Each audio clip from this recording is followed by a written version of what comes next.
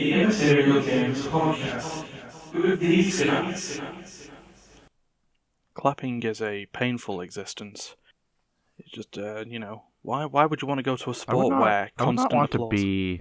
I would not want to be a hand. Hands do things that would make me wish death. I'm just picturing now, just a film about anthropomorphized hands. I know there was that one character from the Emoji Movie that was played by James Corden, and he was a hand, wasn't he? Big fat hand. Yeah, he wasn't a great hand. It wasn't a great film, but still, he was a hand. But just a film full of them. Yeah. And they're just doing menial tasks like, rubbing together. Just two separate hands though. They just constantly hate each other, but they're being rubbed together while someone keeps warm. It's just like, hey, fuck off! Stop it! Well, that's the weirder start to a podcast. But yeah, go on. Clapping is characterized as like a fight between siblings. Yeah, so they're actually like jumping over each other, and then it's like, "Hey, stop it! Hey, give me my doll back! Give it back!" And it just zooms out, and it's just someone in the back watching a basketball game, and they're just like, "Yeah." Exactly. This could be a major production. We could fund this, and by fund this I mean take whatever camera material we already have because we can't afford cameras. Yeah. And get to it. Just do that. I get screenplay sorted by next week. He'll be all fine. Immaterial Productions present The Clap. Jesus. Yeah, we'll do that. So, we'll just kick straight into this. This is the Immaterial Gamers Podcast, episode 71. Sure is. I mean, you would know better than me. We're well into septuagenarianhood. Excuse me? You want to say that again in English? Septuagenarian? Septuagenarian. Yeah, septuagenarian? Like octogenarian, like old people, basically. Right. What you're saying is that you're a septuagenarian. Yeah, septuagenarian. Septum Ben and Jerry. Yeah. It's like the priest of ice cream. Yeah. I come from the holy lands of Rocky Road Mountain. I fixed it. Where we make sure that we will feed the 5,000 with fish food. Fish food. Oh man. So you know what? This week we are Ben and Jerry flavors. I'm gonna be Ryan. I'm gonna be half baked. And then half baked. That's a flavor. Yeah, it's chocolate with chocolate fudge brownie pieces in it. Oh, that sounds really good. And mixed with vanilla with cookie dough pieces in it. Oh, I wish I could eat ice cream. Oh, I apologize. I mean, Duncan can be. They do have a frozen yogurt version. Yogurt's not gonna make it any better, mate. Damn it. I'm Rainbow Sorbet because FML. Yeah, that's how that works. And then with this deep, depressing talk of ice cream during winter. What it's like to be allergic to fun. Behind milk eyes, or behind dairy eyes, lactose. It's not lactose intolerant. Dairy allergy is a different thing. I could go into the science explaining how those two things are not the same. Yeah, Duncan is one. He's not the other. He's not the he's not the one that always gets characterized on the TV. He's the other one. I'm actually not lactose intolerant. My enzymes they're going hog wild. They could break down that dairy no problem. Yeah. The problem is it kind of stops at the throat and the stomach, and that's where things go wrong. Yeah. Doesn't quite make it to the lower bowel area where the lactose intolerance would normally take effect. No, he'd have what would be called a reversal of fortune. But it's like, man, ice cream is so delicious. I just want to keep eating it, and then my stomach's like, reverse Uno card. Yeah, it is. It's like, no. No, but yeah, so there's just a two-hander or a Zweihander as we discussed pre-podcast. Yes. This is the Everyone else is Spycast. everyone else is dead. Steph's dead. Literally everyone. It's just me and Ryan, and Yeah. no one else in the entire world. We're not actually making this for anyone. Yeah, this is the sort of the last Post-apocalyptic podcast. Yeah, it's just one of those hollow tapes that someone will find during a Fallout game. Will just be this. The next time life evolves into sentience, they'll discover us. Yeah. And So we'll be all that's left. Yeah, so if you It's do just find us. this It's in just your us and Fallout Ben and Jerry's ice cream. yeah. But if you do find this in your Fallout 76 gameplay, wow, how's the game? I mean, obviously, must be doing fine now. Yeah, you're obviously doing all right. You found us. Yeah, You're alive. yeah, everything's great. So we've got a very small, I say small game of The Oddist later. But before we get to that, we'll go to what's been played. What's being played? Let's do it. So, you had a week off last week, Duncan. Sure did. Man, I've been partially- so swamped with school lately. Like, I just want to die. And I just had literally... It was probably my third week in a row that I didn't actually even attempt to play a new game. Mm-hmm. Any games I played on podcast in the last few weeks have just been shit that just sort of happened to me by coincidence. Yeah. And then I literally have not played a single new game for the previous week.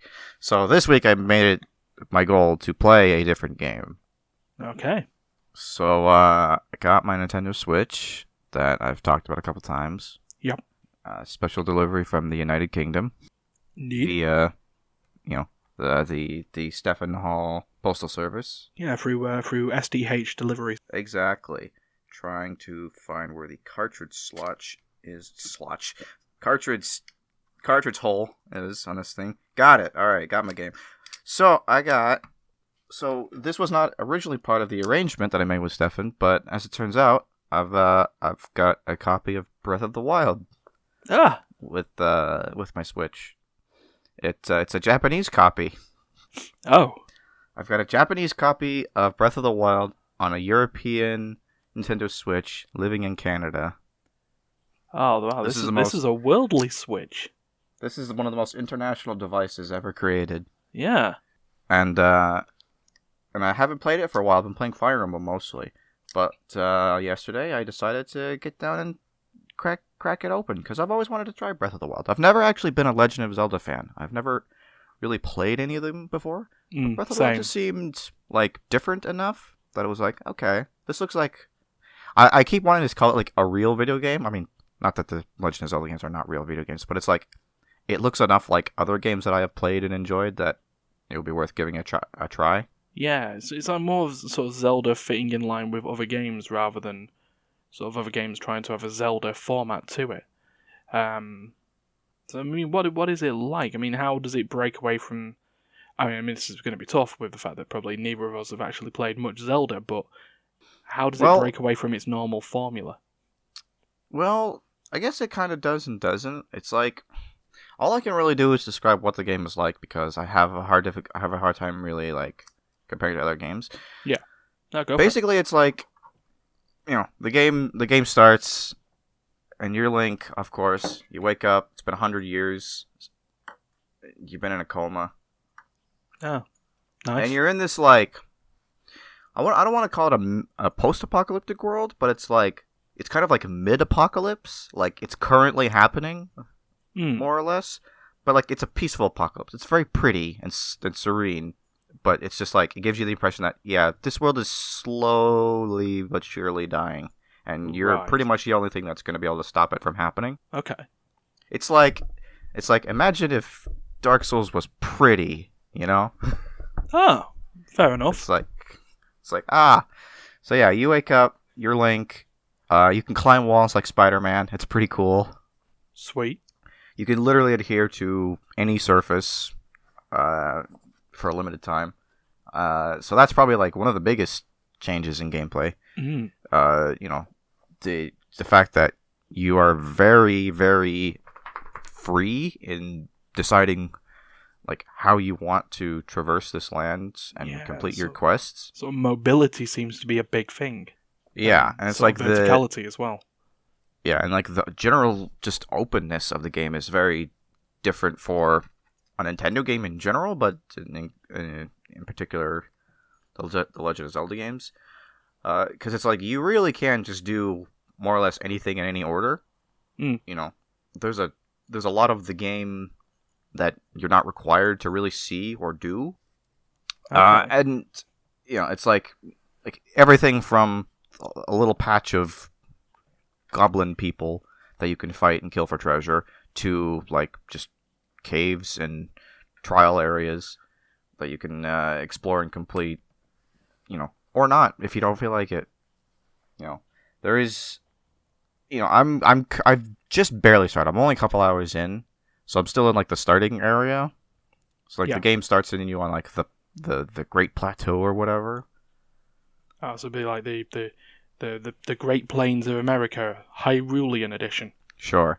And so basically the idea is that there are these caves. I don't know what trials. I don't know what you call them. Mm.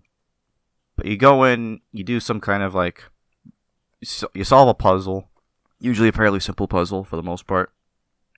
And at the end you get a spirit orb, which I believe is you trade them in for like stat boosts, health, stamina, stuff. And once you do all the ones on the first platform, you get the paraglider, which lets you go flying out into the main area of the game, and then like the real game begins. Ah, right, okay. So you've And just come off Tutorialville. the crazy thing about it is that like you talk about open world game design. It's like basically from the moment you have access to like the main hub of the world, you pretty much are allowed to go fight the final boss if you want to. Really? Yeah, you're totally free and able to go do that. You won't succeed unless you're like a god, Mm-hmm. but you can totally do that. You have all the tools available to you. Wow. But there is like a whole quest that does provide you a path to complete certain tasks that will make you strong enough to have a fighting chance against him if you do it, because you gotta fight. There's like 4 evil spirits. I don't know. I can't remember what they're called. That are all throughout the game. Yeah. And for every one that you don't defeat, you have to fight them in succession before fighting the final boss when you get to the main area, the main arena. Right, okay. So it would entirely benefit you to get rid of them first. Yeah, one-on-one on your own terms, and you get like bonuses for it as well. Okay. So it definitely behooves you to go and do that, and complete the shrines. The shrines, that's what they're called, the shrines. So there's like I think it's 120 shrines in the game. Oh bloody hell! That you can trade all in for health and stamina upgrades, which is very useful. Mm. So, but yeah, I'm just still on the main platform. A lot of that is just from stuff that I've seen other people do. But yeah, it's fun so far. I'm enjoying it. It's the first Zelda game that I know of that has like a hot and cold system. Like if you're in a cold area and you don't have warm clothes or fire near you, you'll die. Ah. Same goes for hot areas. So it's like, oh, okay, like the weather matters. You sort of have to like put little bits of foresight into where you're wanting to go and planning of how to deal with those areas. Yeah, and this is what I mean by like it feels like a very different kind of video game. It's like they don't really tell you what to do a lot. Like they'll give you your main quest, right? And you can follow that main quest and kind of just do what they tell you to do. But like a lot of basic stuff beyond like the basic literal buttons that you push to do your controls, they don't really give you a lot of specific directions on what you're supposed to do, and they kind of just leave it up to you to decide how you want to do things and in what order. I could feel that could be sort of that's very different for a sort of Zelda game which sort of grabs you and tells you to do all these temples first, and then you sort of, well, you can now go fight the final boss, but here's this world to explore bit happens later. So it's very weird to hear a Zelda game that just goes, right, here's what's happened, here's how you can do the most basic and rudimentary of tasks. There's your end goal. Have at it. Pretty much. And it's like talking about things that, they don't tell you how to do. It's like your climbing tutorial isn't like, you don't see like Ghost Link stop the game and go, "Hi there, I'm Ghost Link. I'm going to tell you how to climb. First you walk up to a wall, then you push this button, then you move this control stick in this direction. Eventually you'll get to the top, and then you'll be out. Ta-da!" It's just like, literally, there's a single exit to a room, and there is a wall that you can't jump up, and you walk up to it, you jump, and you climb. It doesn't tell you to do that, you just do it. It's just like, oh, okay, well, I'm learning how to play the game. The game is making me learn how to play through context clues. How about that? Wow. Just sort of giving you that sort of idea. Just like, oh, you can, if you try. It's like they don't really give you like a combat tutorial. It's like they basically give you a weapon and they say, okay, this is the button that you press to hit them with, and if you want to lock on, this is the button. Go for it. It's like, wait, how do I do anything else? And then it's like you just figure it out. Yeah, figure it out. And I have to say it's very aesthetically pleasing. It's a very nice looking game. Sound design is like something I never thought I'd notice in a game like this. I've noticed it just from like playthroughs and stuff, but playing it yourself, it's like, it's hard to say. It's like every sound is very distinct. Like, it's a very quiet game in general. And so every sound effect is very crisp and very sharp. It really stands out. Like, music is very subdued. There's not a lot of it in general. And so every musical note that does come up, every sound effect, it's all very, it just sort of jumps out at you. It's very different from other games I've played, especially, in particular, Legend of Zelda games. They usually have a pretty strong atmosphere. There's usually something, always remembering there's always some sort of overworld theme. There's some, sort of each sort of temple or area you went to had its own distinct theme to sort of trim that down a little bit, and yet boost sound design everywhere else to compensate. It's like ASMR the video game. Oh. It's like stepping on all different kinds of material all makes very different sounds, very realistic to what you would expect it to sound like. It's just like, you stepping on stone, it's like clack, clack, clack. You step on grass, like ch, ch, ch.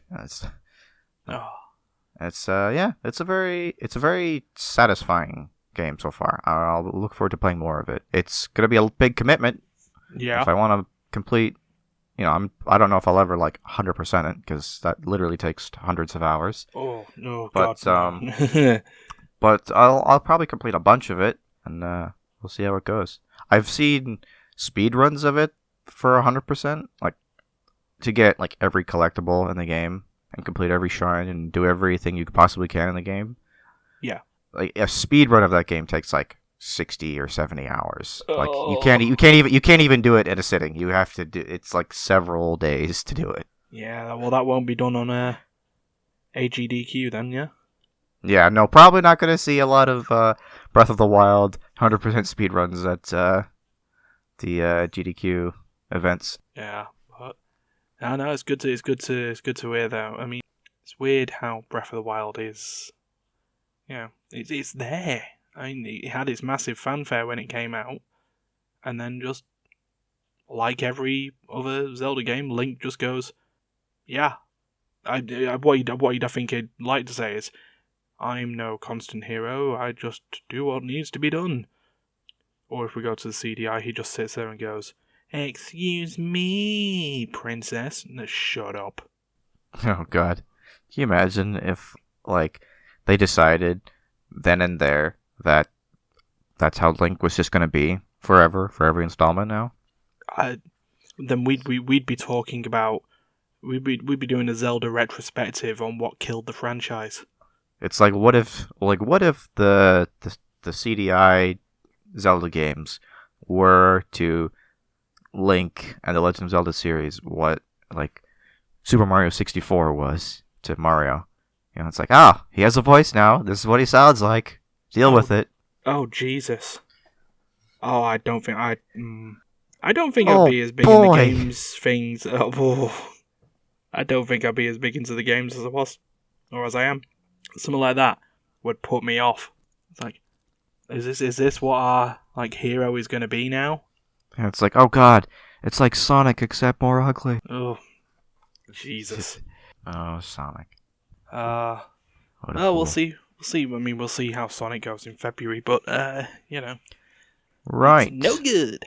That's my Breath of the Wild experience so far. I may or may not update that as we go along. There is a lot to talk about, so yeah, it'll be happening. So it seems that we're both on the idea of playing games that take a long time to complete and discuss. Because I've been playing Final Fantasy X Remastered. You sure have. And that's a good boy right there. Yeah, it is. He's a very good boy. Who's a good game? You're a good game. It's a good game, that one. And I like the Steam version, especially because you get the ability to turn off encounters, double encounters, speed up game. Oh my god, I never thought I would need those things. Yeah, I mean, I'm just gonna launch the thing here. Hello, settings. Look at all you stuff. Your boy.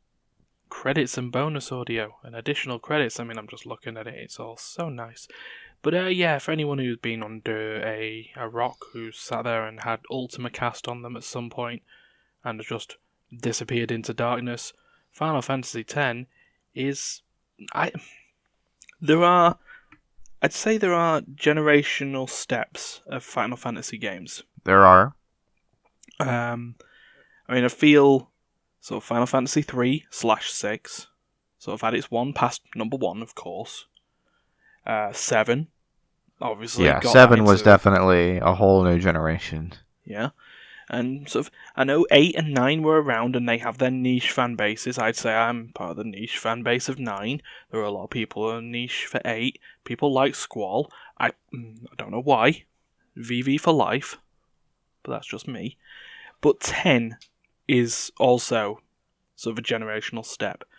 Well, because that's the first PlayStation 2 game. Yeah. The first PlayStation 2 game, first fully voiced to a point. First game to contain predominantly three-dimensional environments versus pre-rendered 2D images over sprites. Yeah. Or over what do you call a three-dimensional sprite? What is that called? Polygonal assets. Model. That's it. Yeah. So voiced. One sort of a world of sort of playable characters in there, and the first sort of Final Fantasy game that scaled back that sat there and didn't use ATB, which was a massive thing for them. Yeah, you could argue that was one of the biggest staples of the franchise was the combat system. Yeah. For those who are unsure, ATB stands for Active Time Battle, which basically meant it was sort of turn-based but in a real-time setting. Yeah, it was basically every character had a timer for their attacks and abilities, and they could only act once their timer, their time bar filled up, and depending on what game you're playing, sometimes that your abilities that you used might affect how big or small that time bar was. You could attack faster or slower. And enemies did that too. Yeah, because that was the thing, because 13 stepped that up a little bit as well, in terms of how they modified how ATB actually worked. Because sort of 1 through 9 used the ATB of, it's there, and when it fills, you attack, if you want. Or you can defend, if you want. I know some of those games had the option of the weird, because there was either active or wait. So there was a situation, sometimes in Final Fantasy games with ATB that you could set it to wait mode, and so when you've got characters queuing up to do attacks, the game would actually just stop until one of you actually did an attack. But 13 sort of changed that with, like Duncan was saying, this length of the ATB gauge, and the fact that it almost had a fighting game element into it of cancelling in an ATB. So like certain attacks had certain chunks of this up to 4-step gauge, and you could fill the entire bar and queue it with attacks, or if you felt that you needed to finish something quick, you could just drop it halfway through and they'd use half an attack. Which, it's weird, But 10 decided to do away with that. Yeah, because they wanted to make a distinct and unique experience for newcomers to the franchise. Yeah, so they went just turn-based. They had a queue on the right-hand side of the screen, which goes on for a long time, provides a nice amount of detail of listing whose turn order it would be, and you would fight in a turn-based system. Now, yeah, and it also wasn't like fully turn-based. Like, different abilities and different, like your stats would affect, how frequently certain characters would attack in relation to other units and enemies. Yeah, and then that still didn't stop like the other Final Fantasy staple of sort of getting to certain segments of boss battles, for example, where taking someone below a threshold of HP would then change the fight, or they'd do something that would break the turn order that you would have.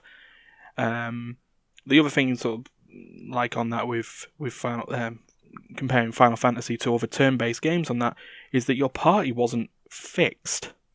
You would have 3 characters out on the screen at the same time, but with Final Fantasy you could just switch them. You could tag them in and out each turn, which sort of led to... Yeah, it never really occurred to me that was something unique to Final Fantasy X, but yeah, I guess it is. Yeah, I mean, there's probably other games that have had something along those lines. Sometimes they'll sort of change how many is in the composition. Like normally for a JRPG, generally you have a 3-person party, possibly 4, and then they're fixed in that fight, and you'd have to switch in and out during fights. 10, I feel, like I say, I'll probably get proven wrong, but I feel was the only one where you had 3 people in a party to begin with, but you could switch them out mid-fight, which made sense with the other thing that Final Fantasy had was types of enemies or fiends that were specific to each character. So there were flying enemies, and one of the characters in the game, Waka, is adept at killing flying enemies. There are elemental creatures like blobs and just the elements, where you'd get a black mage to counter the elements out. In this case, it was Lulu. And, so on and so forth. Sometimes there would be really, really huge enemies. So you'd pull out your white mage / summoner, Yuna, let's be honest, the second most recognisable... No, she's the most recognisable face of the Final Fantasy franchise, of Final Fantasy X. I'd say I'd switch between her and Tidus / Tidus, depending on where you're from. It's Tidus. We don't need to have this conversation. Okay, fair enough. People who say Tidus. People who say Tidus ride the short bus. But I would have said, people would probably say, no, he's the most recognisable. No, he's an audience surrogate for Yuna. But yeah, surrogate. But yeah, it's tell us more about this lovely game. Yeah, so playing the remaster version over the normal one. So, started off and used the normal sphere grid, different leveling system, but that's a whole load of stuff that I can't talk about here because it's just basically levels don't work the way levels normally work in an RPG as well. But yeah, basically experience points allow you to accumulate points that you spend by moving the little icon along a grid, and on the grid are nodes. The nodes you fill in with spheres, and that gives you stat points. Yeah, there we go. That's the briefest explanation of how the sphere grid works. Yeah, it's basically like a giant board game to level up on. Basically. But yeah, the story is so far in the small amount of time I played. One moment.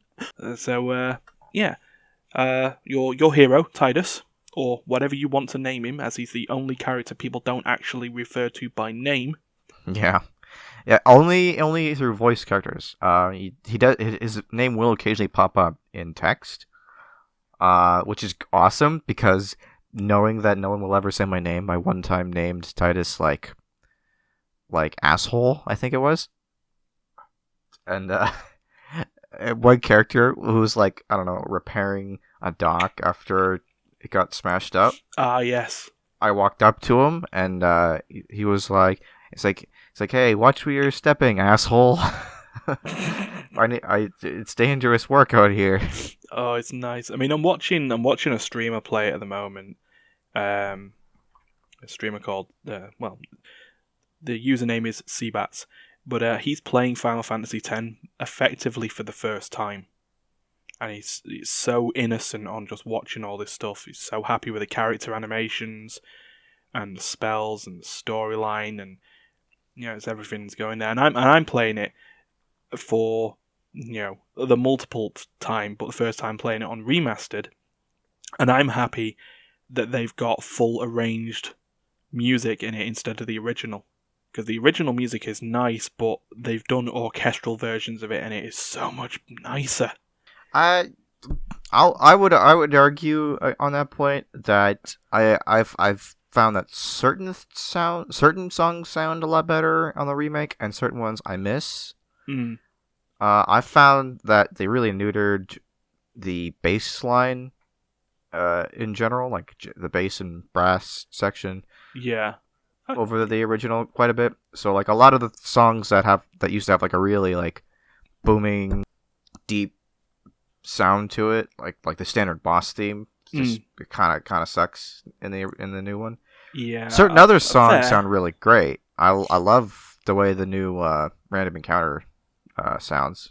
Yeah, that's a good one. And to be honest, the opening scene you have where Titus and Auron are running through the Dream Zanarkand. Spoilers, it's not real. And you're fighting that first sin spawn. You're getting used to how the turn-based system's working. That music is nice. But I'm not that far on it. I've woken up. I've got with Auron. I've been sent to Spira. I've met Yuna.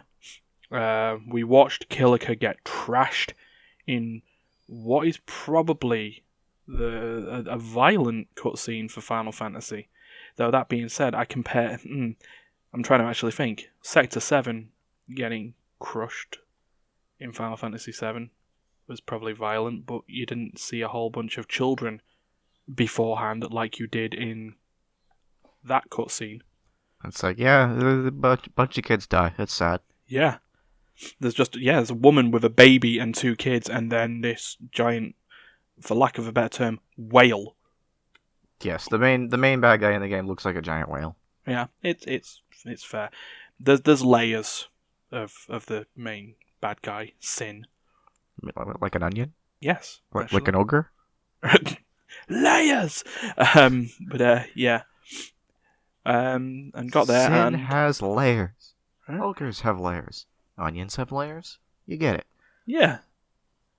But I've learned my jack shot, and I'm on the way to Lucca to take part in the Blitzball tournament. Blitzball, probably the most nonsensical fake sport I've ever seen. Absolutely, but it's stopped my progress so many times because I'm thinking, I'm going to work for this giant boss battle, but no, you know what? There's a tournament in Blitzball first. It's like, how do blitzballs float on water if they are also able to be used underwater without immediately flying to the surface? Yeah. I don't know. I think if you have a look at the wikis, they explain for Blitzball that the sphere where the game's played is Firefly infused. So like nano machines for Metal Gear? Okay. Fireflies for Final Fantasy X. If you ever need anything explaining, Fireflies. And it's just like, but how does it fireflies? Yeah. But what do the fireflies do? Fireflies. Yeah. So it's weird that, yeah, it's like they're the consistent of all beings in Spira, yet it's also the souls of the people, yet it's also, something that can just be taken and made into giant structures like the Blitzball sphere, which in the game is, in the sort of the main part of the game, is just the only machina or machine that is legally usable in Spira. Sort of, for yes reasons. and no. They basically say like, well, it's like they also have like TVs, kinda. Yeah. And like microphones and cameras, but like they kind of pick and choose. It's like, Yeah. Entertainment, coolio. Electric staircase, no, that's not allowed. You can't have that. No. That it causes punishment. That causes sin to turn up, and when sin gets mad, Well, the He gets killer happens. So Never forget. So I do like it. I mean, Blitzball is probably not on the highest list of distraction mini games for like Final Fantasy games. I think I've always liked it. There's a lot of detractors, and they're totally in the right. They're totally allowed to dislike it. Yeah. I've always liked it. Personally, I don't know why. I'm the same. It's the one I've got into. I mean, like, people can talk about Triple Triad all day, and yeah, you know what? It's a good card game. It's good thing, but yeah, Blitzball in Final Fantasy X, I must add. 10-2, where it became more of a football manager simulator. Not so much, but yeah, Blitzball. There are a lot of things in Final Fantasy X that aren't great, but maybe we'll talk about that on a later podcast. Yeah. So I'm gonna head there. I'm gonna try and do more Blitzball, more content, and probably talk about it next week. So yeah, that's Final Fantasy. So, 10 specifically. 10, yes. You leave it open like that, and I mean, people just gonna talk about every game in the series, and that's gonna take too long. Yeah, but what about 12? No, we'll get there once Game Pass puts it on there. I'm going to be so happy for that. Microsoft Game Pass is putting all the Final Fantasies on there. It's going to be great. If I haven't already bought all of them by the time I do. I remember talking about Final Fantasy 15 a while back. Yeah, that's ending up on Game Pass. That was an excellent game that ended really terribly and disappointingly. Yeah. I mean, it's upsetting that all the DLC that was going to flesh all that stuff out, because mainly due to the fact that they wanted Final Fantasy 15 to be a multimedia event, effectively like with King's Glaive film, and then there was going to be like an audio book or like a little mini series or something, along with all the DLCs for the individual characters that you cared about, to all flesh out 15 as one big thing, and they just like the Bionicle franchise. Oh, that's depressing. Yeah. So let's pick up with some funny stuff that happened with The Oddist. So I know nothing about this. You haven't said a single word about it. I've hidden this. So there is a news story that's come up over the past couple of days. So Amazon, and I'm aware of it. I use it all the time. Yeah. And they had their giant Black Friday event, which lasted 2 fucking weeks. Okay. Black Friday went from the 2 weeks up to the Black Friday itself, not including, up to. So one of the big things that they were pushing out on this was the Nintendo Switch. Especially sort of in the UK, it didn't have a deal. The deal was that Amazon was selling the Switch. Okay. So no money off. That's the thing. But so tons of people have went and bought it. The oddest on this is the fact that they got anything but the Switch. Okay. So for this little game of the oddest, I was going to turn it into a big quiz and stuff like that, but I'm just going to go through the list of, according to The Mirror, we'll take that with a bunch of salt, that's one of the newspapers. According to The Mirror, there have been dozens of people, or at least a dozen disappointed buyers, have complained to Amazon of what they received instead of a Nintendo Switch. So we're just going to go through a couple of them here. So someone received a copy of famous comedian David Walliams' latest book, The Beast of Buckingham Palace. Okay. What? Yeah, so she's like, I wanted my money refunded. You've delivered and refused to take part of the parcel. Oh yeah, apparently they're not taking back, according to people from the Mirror, they're not taking back the parcels, and they're not allowing people to buy the Nintendo Switch again at its Black Friday price of £280. They're expecting it at $320 instead. I mean, I'd like to see what Steve has to say about that, but you know. So that's one of them. What else have we got here? Oh yeah, someone got in the same box, they got a pack of AA Duracell batteries and a box of Surf Tropical Lily washing powder. You know, just in case you need both of those things at the same time. Yeah. So that's, for your battery powered laundry machine. Yep. Someone received a facial hair trimmer instead of the console, and they make a special point in this one. After measuring the box that his Remington trimmer arrived in, he discovered that the Nintendo Switch would have never fit in the box in the first place. Well, yeah. Well, I mean, you would think that maybe you'd take better care to get the specifications of the package, so you know what size of box to put it in. Yeah. It's like how do these things, like, surely these things are weighed. Like, how does that not anybody like, weird, this Nintendo Switch gaming console complete with peripherals is it strangely it only weighs as much as a pack of batteries and some washing powder. Yeah, what the it's probably just Japanese engineering, you know. They're just always trimming weight off of things and making them tiny and kawaii or whatever. Oh man, yeah. Someone got a laptop fan cooler.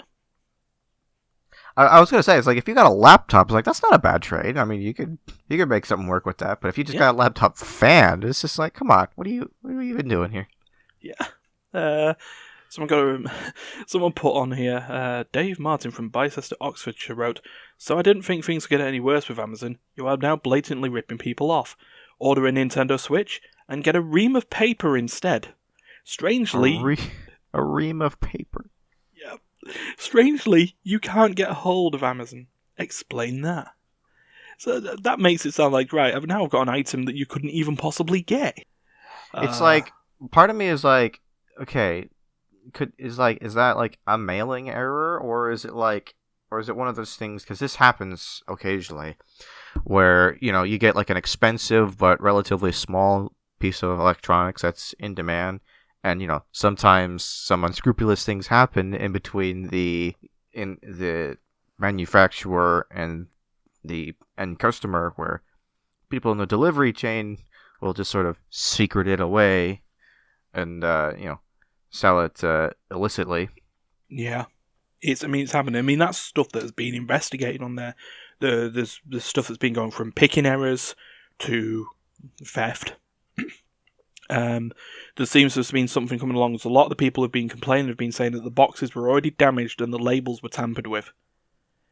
So, Yeah, sounds like some bad stuff happening. I had I don't know if I mentioned this in the podcast at all, but I had an instant where, when I bought a copy of Fire Emblem Three Houses, our first copy, we got a physical copy in the mail through Amazon. Go figure. Yeah.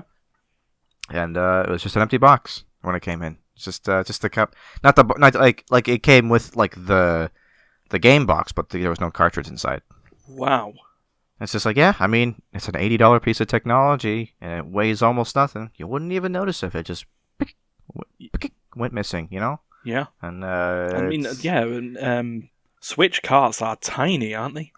Yeah, like I had the like, if you've seen what a Nintendo 3DS cartridge looks like, yeah, it's like the like, it's smaller but thicker than that. Like, it's probably about the same mass as that. Yeah. Just fatter and skinnier. Right. Okay. Yeah. So they're nothing. They weigh grams at most. And, you lose that. Yeah. And I mean, sent it back to Amazon saying, "Hey, the game got stolen, by the way, Yeah. or it wasn't in there in the first place. I don't know, whatever." And they gave me another copy. It was fine. There was no problem. As long But as yeah, as no. long as it's all sorted. Shit happens, man. Yeah, it's just mad. But Get on the horn with customer service.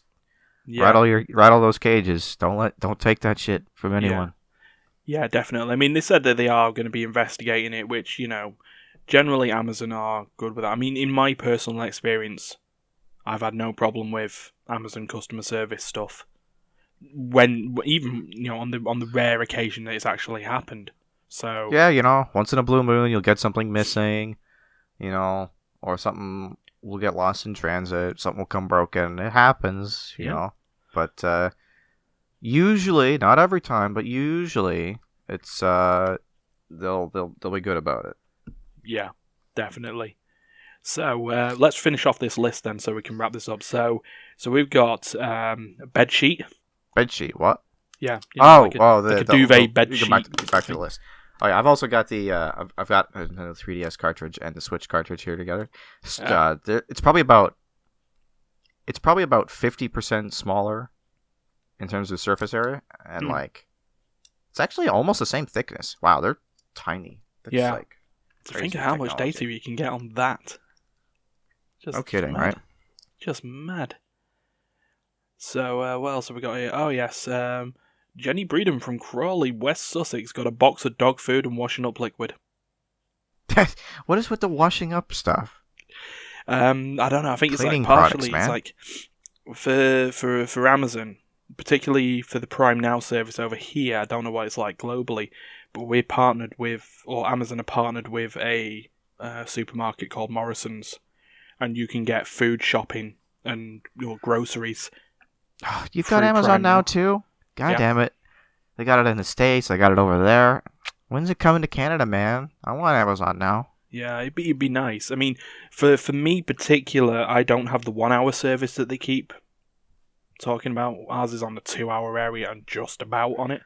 I'll take 2 hours. I just want something. Yeah, 2 hours to get your shopping groceries just through now. Yes, please. I wish it was over there for you as well. But what else? Ah, yes. Anyone else get any soap or detergent or anything like that? Someone got a pack of air fresheners. Pack of air fresheners, very nice. A shaver and electric toothbrush. Another razor. Yeah. A microphone and a tambourine. Fucking tambourine. It's just like, I guess somebody's gonna. I would love for someone to start a music career based on that. It's just like, well, I ordered a Nintendo Switch, and Amazon gave me a microphone and a tambourine. I am going to take this, and I'm going to make it by power, and I'm going to become a star. Yeah. I mean, I know there's motion controls for that, but, still. Ah, yes, the main event, the best one. Oh, other than the Lego that someone got. I would love if someone got, a Lego replica of a Switch. Just a Lego Switch. Yeah, exactly. Oh, perfect. So apparently that was all the stuff that's happened for Black Friday, but apparently this problem has been going back to October. A Twitter user known as Husey contacted Amazon back in informing them that he received a 20-pack of Durex Pleasure Me condoms instead of the Switch. That's good. It's just like that the person in charge of picking that package was trying to send a message. Yeah. So it's nerd, get laid. Maybe they were just lending them. Lending? Oh, don't lend those joke. out. You just. Oh right, yes, from the video. Yeah, don't ask for those back. No returns policy. Just refund. This is zero return policy. Yeah. So that was the oddest for this week. I'd probably suggest if you want to go and get a Switch. If you're gonna get a Switch, buy it in person. Make sure you give the box a good shake before you finalize the purchase. Yeah. Yeah, you want to see it and physically. make sure you get the personal information of the guy who sells it to you, so that you can, reach them when it's wrong. Yep. You wake up at the foot of their bed in the middle of the night. It's like, I bought a Switch from you. It's like, how'd you get in my house? It's like, you know what I got instead? It's like, who are you? What do you want? It's like, I got condoms. It's like, and I'm about to use them. Oh God! Plot twist. Jesus! Quick, contact M. Night Shyamalan. Yeah. Speaking of getting fucked, shall we get to the wrap up? Yeah. Nice. Yeah, so if you liked what you heard this week, please like, share, subscribe. Other than that last bit, of course you wouldn't like that bit. Yeah, if you didn't like that last bit, please leave a comment. Telling us how much you didn't like it. Yeah. Give us a thumbs down. Honestly, it's just as helpful as a thumbs up, at least for your feedback. Yeah, that's exactly how it is. Or you can tell us how bad we are as human beings on the social medias. Facebook.com/immaterialgamers or Twitter.com/immaterialgamer. Don't add the S, you won't get in contact with us. The podcast is available not only on YouTube, but also on Spotify and iTunes podcasts, or whatever they call themselves nowadays. Or, if you follow the links down in the description, you can just click and download them for your viewing and listening pleasure. And all that has to be said there is check out the rest of the stuff and videos that we do. We're doing various Let's Plays, various stuff. We'll be doing more stuff. We're looking at getting the video game challenge back into play at some point. Not that I've told everyone, but it's an idea. And all that's left to say is thank you, Duncan. No problem. Always fun to be here and make terrible jokes that should be said. Yeah, terrible jokes. They're just there. Edgy humour or just humour. And until next time, please, for God's sake, don't kill each other. And get the right Christmas presents. Don't actually, go after your EB Games sales rep if they give you the wrong product. It's not their fault. Yeah. It's complain to customer service. Yeah. Go through the right channels. Definitely. All right. We'll see you then. Bye. Bye.